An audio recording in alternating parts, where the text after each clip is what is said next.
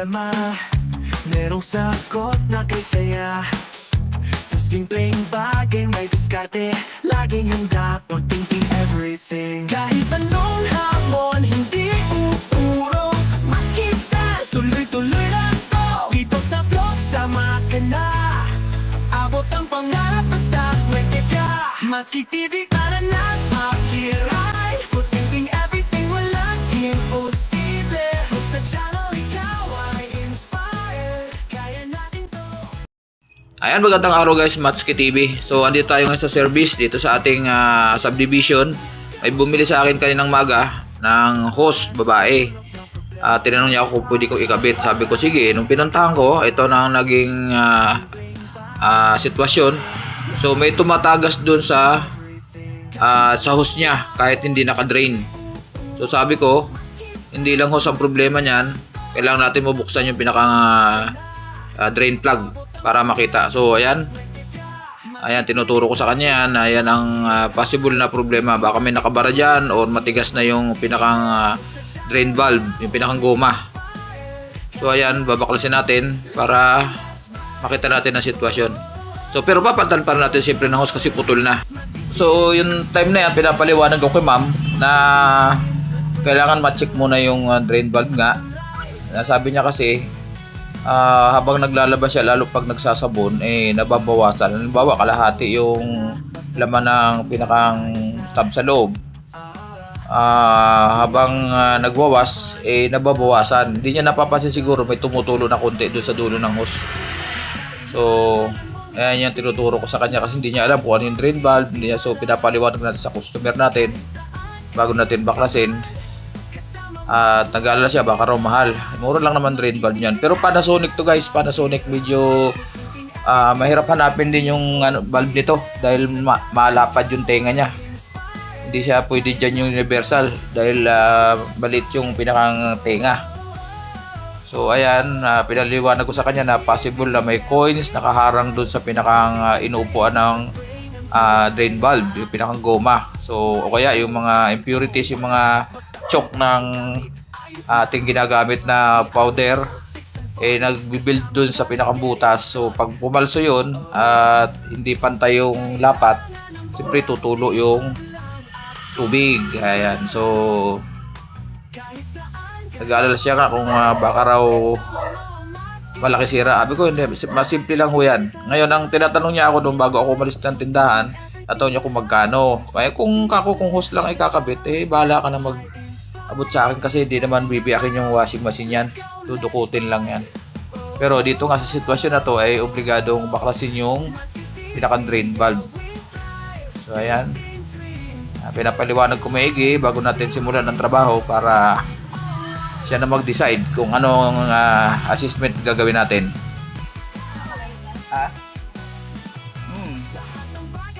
So ito, nagkasundo na kami ni ma'am kasi nung tinanggal ko yung lumang hose, kusang tumutulo talaga yung doon.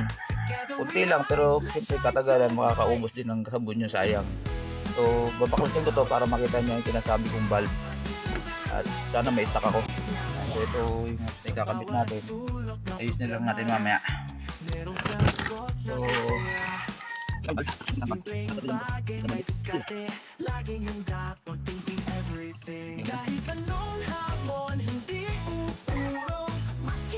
So pakita natin, ito yung valve, tanggalin natin yung cover. Ito didiin dito, saka dito. Ayan, tulo pa yung iba, bumukas na. Sabihin ito, matigas na ma'am. So ito yung lumalapat dun ma'am, sa doon. Ngayon ito, kita natin sa viewers natin. So ito obligadong palit guys dahil matigas na itong dulo. Malambot to dapat So lumalapat yun doon. Ngayon pag matigas na ito, siyempre hindi niya nasasarahan yung butas. Doon na yun. Kaya tumatagas. Kahit matigas, maganda yung spring, tinutulak niya kasi yan tinutulak niya yan doon. Doon sa ganon.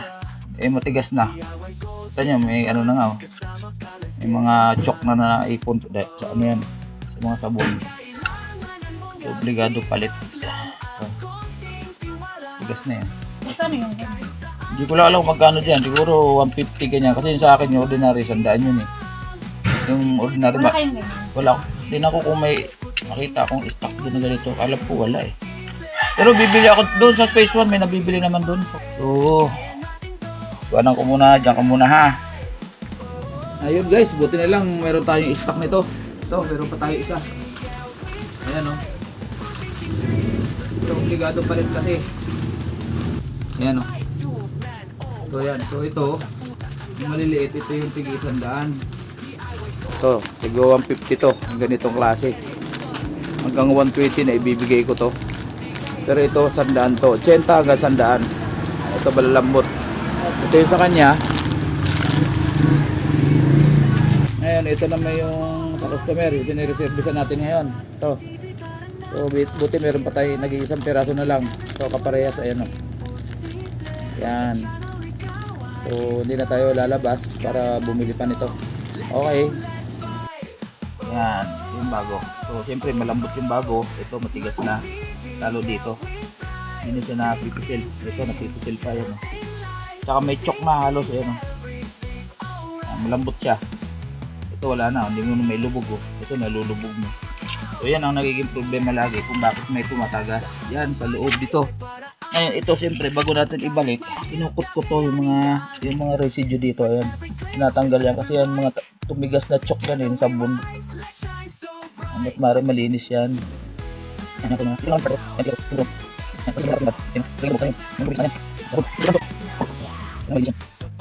Tapos, di ba dito galing yung tubig. Pag may sumingit diyan na coins, dumi, babara yan dito nakaharang. Matagas talaga 'yon. Yan ang kadalasan. Sa mga bulsa na iiwan yung coins. And diyan ang bagsak.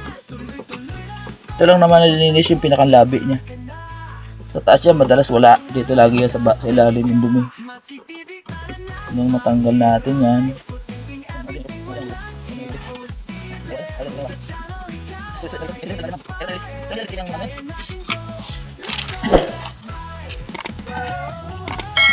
Malinis na guys. Ayan. Kita nyo. Luminis na. Ayan, ito kasi importante malinis. Ayan. Tapos, ito wala namang problema. Kasi, lagyan na natin to. Ito, lagay muna natin to sa loob ng yung spring. Lagay natin to. Paglagay naman yan ay ganun uli. Tulak. Tapos ito papasok natin dito. Hindi natin para makapasok. Try natin na. Bitin sa taas. Tingnan natin kung mag-drain. Ayun. Okay guys. Ayan. Ayan. Ngayon pala lagyan natin ng tubig yan. Imam.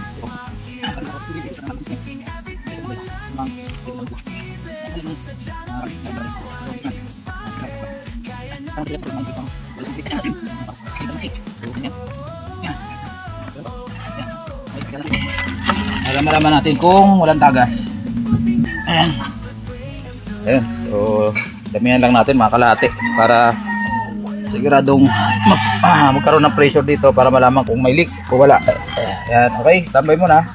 Kung ang kalahati na siya. So far wala namang problema dito. Wala namang tumutulo kahit konti dito sa ating hose. Yan ang importante. Yan o. Ayan, tira lang yung kanina yung pag-drain ko kanina eh. Pero wala na yan. Diba? Hindi na magbabawas ng sabon yan. So ito, wala rin. In-strap ko na to. Okay na siya.